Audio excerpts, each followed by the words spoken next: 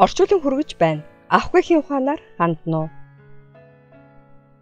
Нас агсанч бэлгийн амьдралын тухай судлах хэрэгтэй гэвэл энэ насанд тэрүүгээр юу хийх вэ гэж ихэнх хүмүүс зүгээр л өнгөрөх байхаа.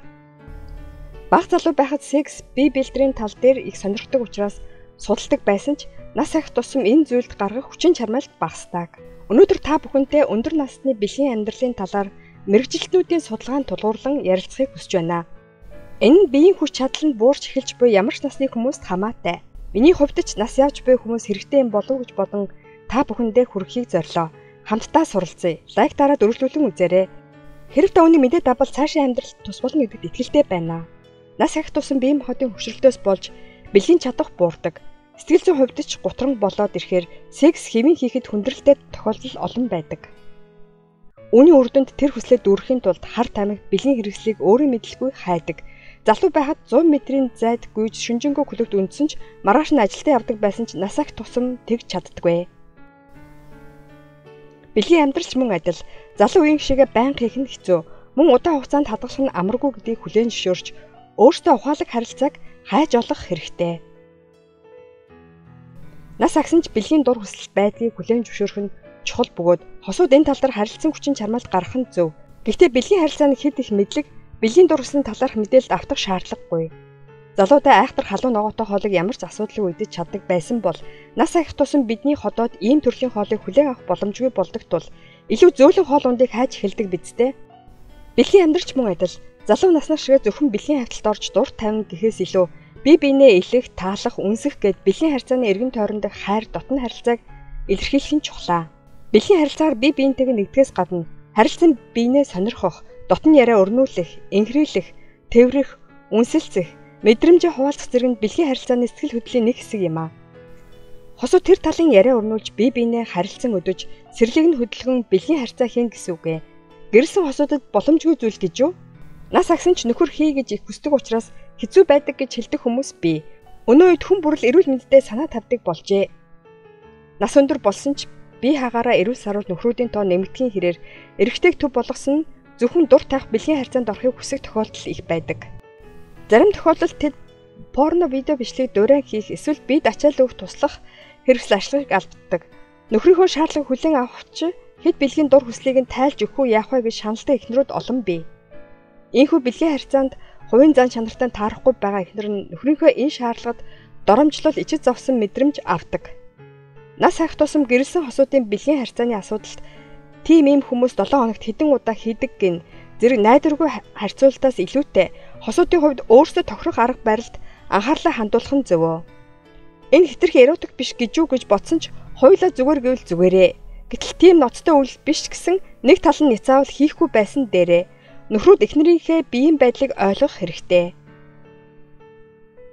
Цэвэршлийн дараах эмэгтэй хүний биеийн талаар хоёр буруу ойлголт байдаг.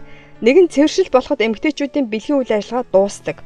Хоёр дахь нь цэвэрлэлтээс үл хамааран өмнөх шигээ хэвийн харилцаатай байх боломжтой юу гэж бодох тохиолдол. Энэ хоёр хоёулаа зөв биш ээ. Цэвэршлийн дараах даврын өөрчлөөс болж өөрчлөгсөн эхнэрийнхээ бэлгийн дур хүслийг хэрхэн өдөөх талаар бодох нь нэн тэргүүнд тавигдах зүйл юм аа. Эхнэр хүн ч нөхрөө ойлгох хэрэгтэй. Нас агсанч нөхрийнхөө байнгын шаардлагыг яшигтай хэцүү юм гэж бодох бус жам ясны зүйл гэж хүлээж авах нь зүйтэй. Залуу насных шигээ амархан хөвчрөхгүй болохоор бэлгийн дур хүсэлгүй гэж боддог. Мэдээжийн хэрэг залуу насных шигээ орой болгон дүрлзээд байхгүй ч эрчүүдийн энэ хүсэл арилдаггүй.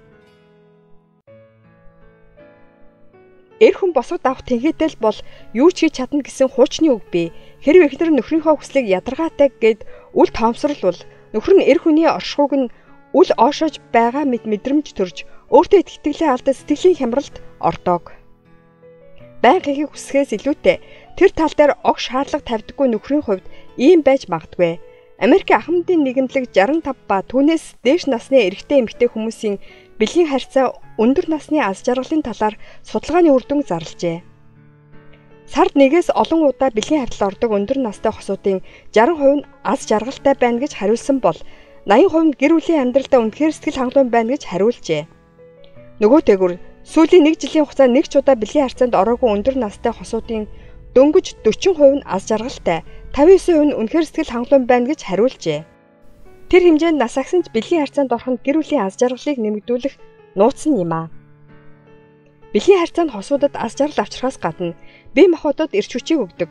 Хит их ачааллгүй секс нь өөрөө булчингийн дасгал учраас эрүүл мэндэд үр дүнтэй арга юм а. Ахмадуудын бэлгийн амьдрал эрүүл мэндэд сайнаар нөлөөлдөг шалтгаанууд нь 1. Цусны эргэлтэнд сайн. 2. Мартаж үнэх хүчний үйл явцыг удаашруулдаг. 3. Сэтгэлийн хямралыг эмчлэхэд үр дүнтэй. 4. Дархнааны үйл ажиллагаа бэхжинэ. 5. Булчин судлах замаар өвдөлтийг намдаана. 6.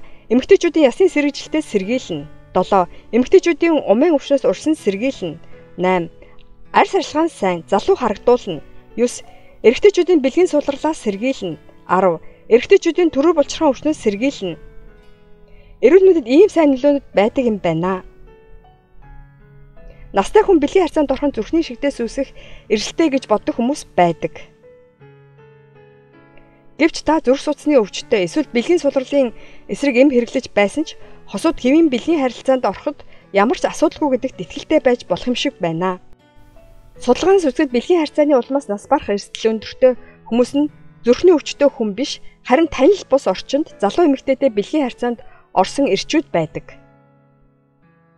62 настай К гэгч эрэгтэй бэлгийн харьцаанд орох сонирхолтой байсан ч бэлгийн судралаас болж удаан хугацаанд харилцаанд орох боломжгүй болж зов зүдэрснийхээ эцэст эхнэртээ энэ тухайг хэлэхээр зориг шулууджээ.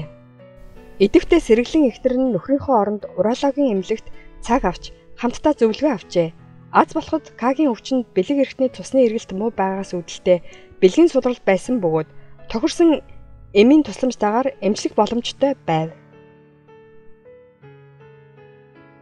Үүний дараа хосуудын бие биедээ хүрэлцэх сексийн амьдрал идэвхжиж 2 дахь удаага бал сараа тэмдэглэжээ.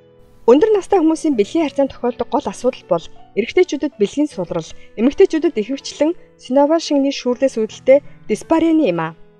Энэ дээрх тохиолдлын адил эм болон эмчилгээний тусламжтайгаар шийдэх боломжтой тул эргэлзэх хэрэггүй шийдлийг хайж үзээрэй. Түүнчлэн алхах гүйх арцгийн булчин чангалах таслууд нь бэлгийн судралаас уршин сэргийлэх үр дүнтэй байдаг. Биеийн доод хэсгийн амсрыг чангалах Кегелийн дасгал нь шээс задгаарлыг бууруулж бэлгийн дур хүслийг нэмэгдүүлдэг. Арцгийн булчин чангалах Кегелийн дасгалыг бие рүүгээ ус зөөлхөн сорох мэдрэмжээр аажмаар чангалж сулруулах байдлаар хийнэ. Ахмад хосуудын бэлгийн дур хүслийн ялгаа гарцаагүй байдаг тул харилцан ярилцаж бэлгийн харьцааны давтамж арга хэлбэрээр тохируулах нь зөвөө.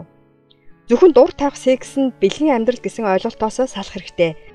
Секс бол хоёр талын нууц яриа учраас харилцан биений хүлээн зөвшөөрөх хэмжээнд үнэн шударгаар харилцаж сэтгэл ханамжийг янз бүрийн аргаар олж авч болно. Ахмад хосуудын бэлгийн амьдралын тухай ярьлаа.